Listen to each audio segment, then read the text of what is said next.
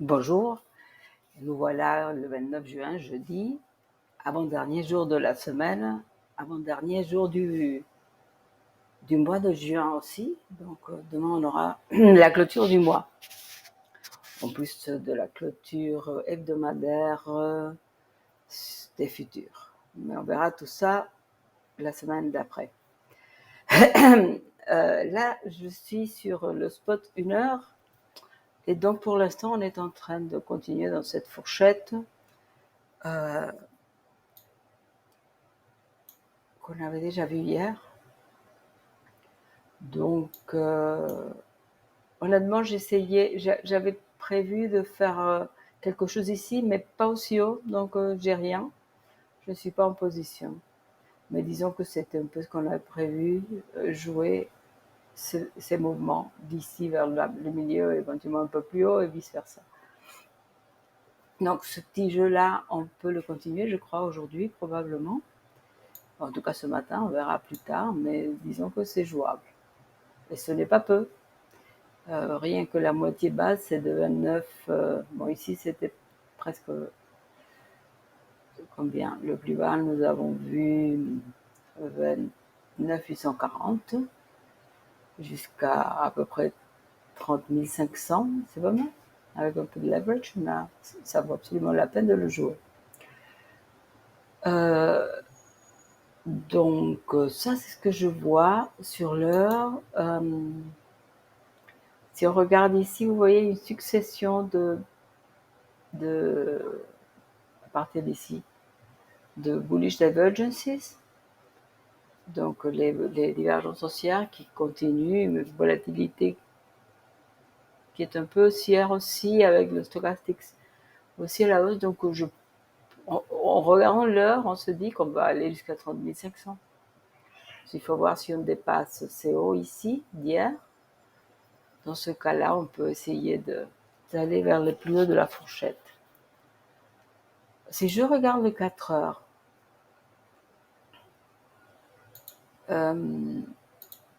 les 4 heures,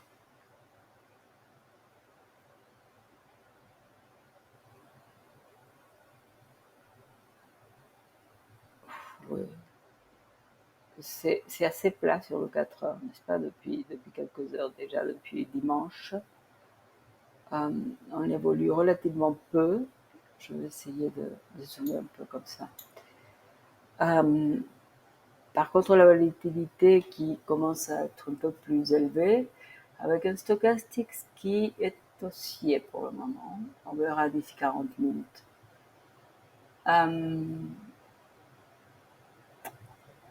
Oui, Bitcoin qui se cherche, je dirais. À niveau des marchés traditionnels qui pourraient avoir une influence, ben oui, on a confirmé une continuation de la montée des taux, probablement à partir du mois de juillet. Ensuite, au mois d'août, normalement, il n'y a rien, ce sera en septembre, mais hier, les déclarations de Powell ont été assez fermes contre l'inflation et en indiquant qu'il y aurait d'autres hausses de taux. Donc, en même temps, Bitcoin, depuis un moment, depuis les informations sur les fonds, a une espèce de vie un peu propre. Elle est légèrement détachée du mouvement des marchés traditionnels, qui, pour autant, ne sont pas particulièrement baissiers. Je voulais voir aussi le Dixie, oui, qui est assez bas, vous voyez là. Ça, je le regarde, bien sûr. Tout ça, ça n'a pas un grand intérêt.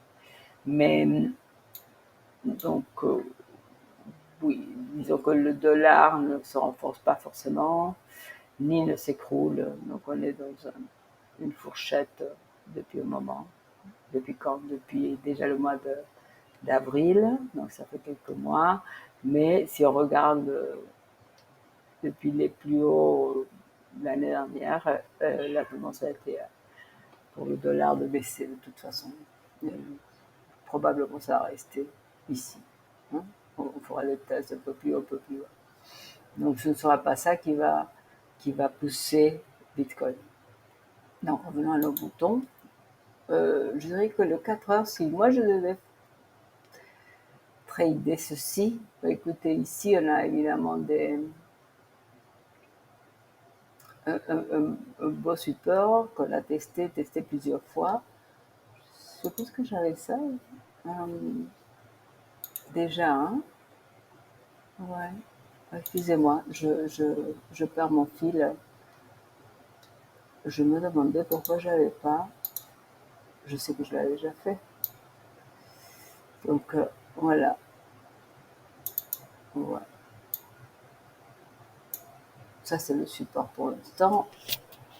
J'étais assez confiante qu'on va retester ces niveaux et je le suis encore en réalité, je vais vous dire la vérité.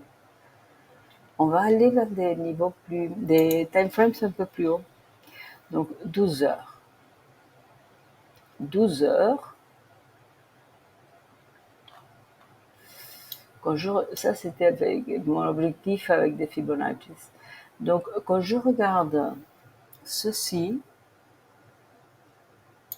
là, je vais la faire disparaître, ça ne s'arrête pas là du tout. Non, ce serait plutôt 6 heures et donc c'est pas ça, ni ça. Voilà. Donc, j'ai le même support hein, que je vais tout simplement marquer comme ceci. Là. Voilà, on est vraiment venu tester. J'essaie d'être un peu systématique, mais TradingView à ce niveau-là n'aide pas beaucoup. Donc on avait eu cette bearish divergence. À mon avis, elle n'est pas jouée encore. Du tout. J'avais dit, on va venir ici. Vu ceci, là, on peut évidemment... Si on continue, moi je verrais plutôt une chute plus importante maintenant. Plutôt vers les hauts du 28. Probablement pour clôturer très près du 21. On va voir si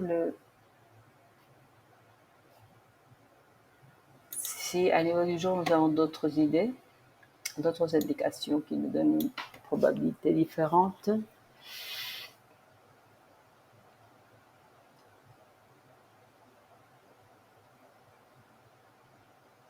Donc non, il n'y a pas de bearish divergence, mais ça le serait presque parce que ici, ces deux bougies ont clôturé pratiquement au même niveau.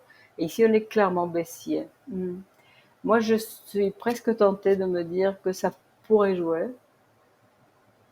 Donc, dans ce contexte, moi, je pense le 29,5, comme j'avais dit, il est encore, mais à mon avis, on risque de jouer un peu plus ici. Entre le 9 et le 21, facilement. Vous savez, en fonction... je vais laisser ça comme ça, mais je vais laisser une zone d'intérêt que je vais marquer avec une autre couleur, parce que c'est pas pareil, mais je vois bien des wicks, des mèches qui viendraient là. Et on va le faire, je vais le faire comme ceci. Et peut-être, je veux pas ça, n'est-ce pas? Ok. Donc, ouais. À mon avis, ce n'est absolument pas impossible qu'on vienne voir ces niveaux avant de repartir.